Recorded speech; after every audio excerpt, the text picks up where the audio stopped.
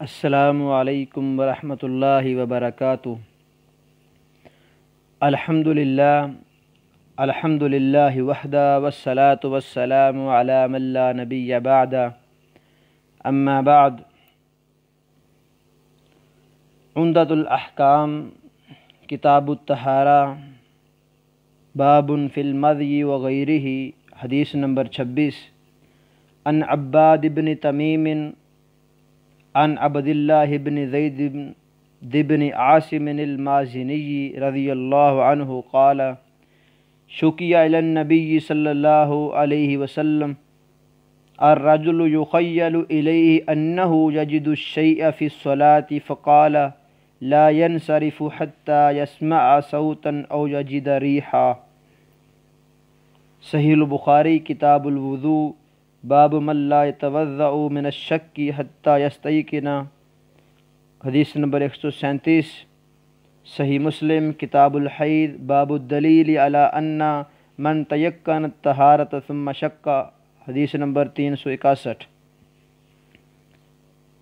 امام مقدسی علیہ رحمہ باب فی المذی وغیرہ کے تحت عباد بن تمیم کی یہ روایت لے کر آئے، جو عبداللہ بن زید بن عاصم المازنی رضی اللہ عنہ سے روایت بیان کر رہے ہیں۔ انہوں نے کہا کہ نبی صلی اللہ علیہ وسلم کی طرف شکایت کی گئی ایک بندے کی، شکی الرجل الی النبی، پریشانی بندے کی آپ کے سامنے رکھی گئی۔ یخیل الیہ، اس بندے کی طرف خیال ڈالا جاتا ہے، کس بات کا؟ اس بات کا کہ انہ یجد الشیء فی الصلاۃ، کہ وہ نماز میں کچھ نہ کچھ محسوس کرتا ہے۔ یہاں الشیء یہ کنایا کیا گیا ہے بے وضو ہونے سے، تو آپ نے فرمایا لا ينصرف حتى يسمع صوتا او یجد ریحا، نہ وہ پلٹے یہاں تک کہ وہ آواز کو سن لے یا وہ پا لے ہوا کو۔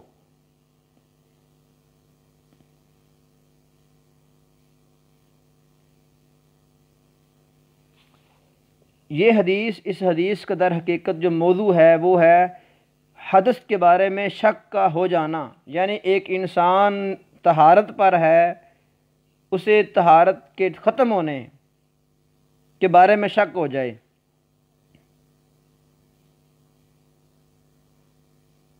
شکیہ یہ شکوہ ہے تعلم مما وقع،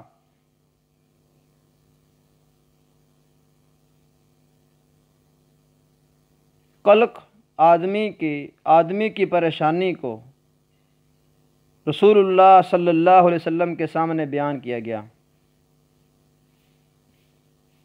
یخیل یہ تخیل، یہ وسوسہ ہے جو شیطان کی طرف سے انسان کے دل میں ڈالا جاتا ہے۔ یعنی اس حدیث کے اندر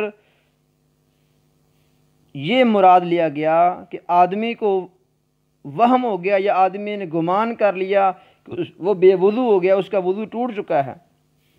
انہ یجد شیء سے مراد حدث ہے، تو آپ نے اس کا حل یہ بتلایا کہ لا ینصرف، وہ پلٹے گا نہیں۔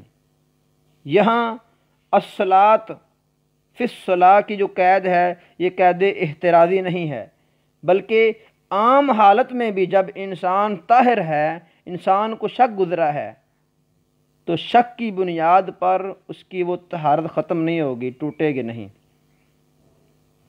اور لا ینصرف، وہ پلٹے نہ، یہ نماز اسی حالت میں جاری رکھنا، اسی حالت پر قائم رہنا انسان پر واجب ہے، اس سے پلٹنا حرام ہے۔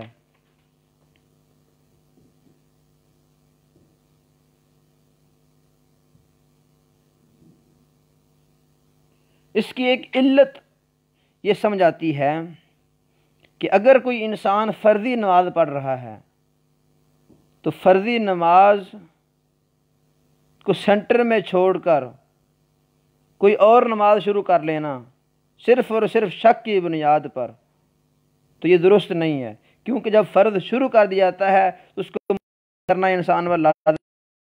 البتہ اگر یقین ہو جائے کہ انسان بے وضو ہو جائے، پھر وہاں اس فرض کو توڑ دیا جائے گا۔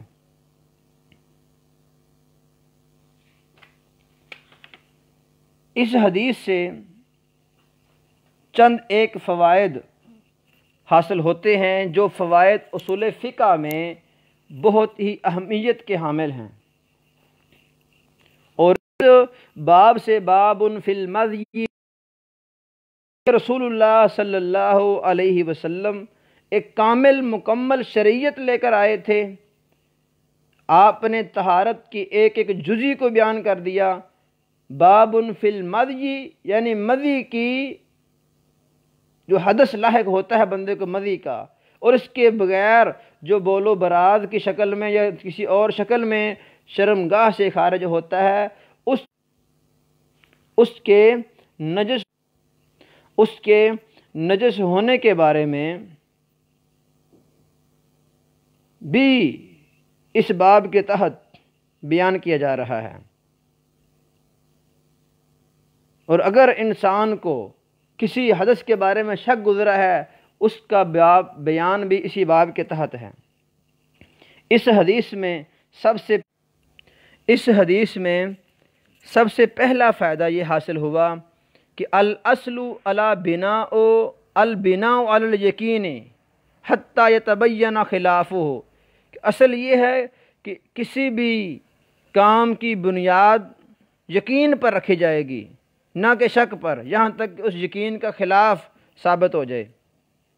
اس لیے آپ نے فرمایا لا ينصرف حتی يسمع صوتا او یجد ریحا۔ فائدہ نمبر 2 کہ شیطان جب ابن آدم کے دل میں کوئی ایسی بات ڈال دے جس سے وہ ثابت کرنا چاہے کہ اس کی عبادت فاسد ہو چکی ہے، تو یہ کام شیطان کر سکتا ہے۔ یخیل الیہ یعنی وسوسہ شیطان کی جانب سے انسان کی عبادت کو فاسد کرنا، عبادت سے انسان کو دور کرنے کے لیے ڈالا جاتا ہے۔ فائدہ نمبر 3 کہ شریعت اسلامیہ اپنے تمام کے تمام معاملات عبادات کا جو بنیاد ہے وہ یقین پہ رکھتی ہے، وہ سکون پہ رکھتی ہے، نہ کہ قلق، پریشانی پہ، تذبذب پہ۔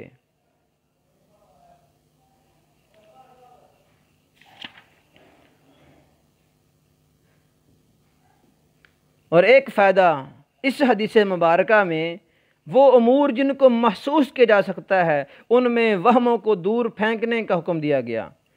آپ نے فرمایا لا ينصرف حتی يسمع صوتا او یجد ریحا۔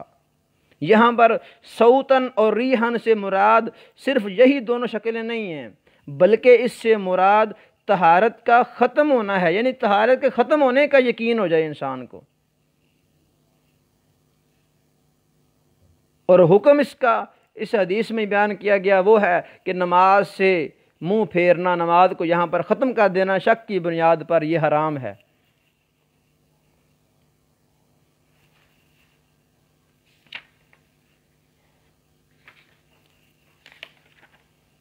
اور رہی قاعدے کی بات، جو قاعدہ اس حدیث مبارکہ سے ثابت ہو رہا ہے کہ البناء علی الیقین حتی یتبین خلافہ، اس سے چند ایک فروعات میں آپ احباب کے سامنے رکھ دیتا ہوں کہ اگر کوئی انسان کسی پانی کی طہارت اور اس کی نجاست کے بارے میں شک میں ہو گیا ہے، پانی کو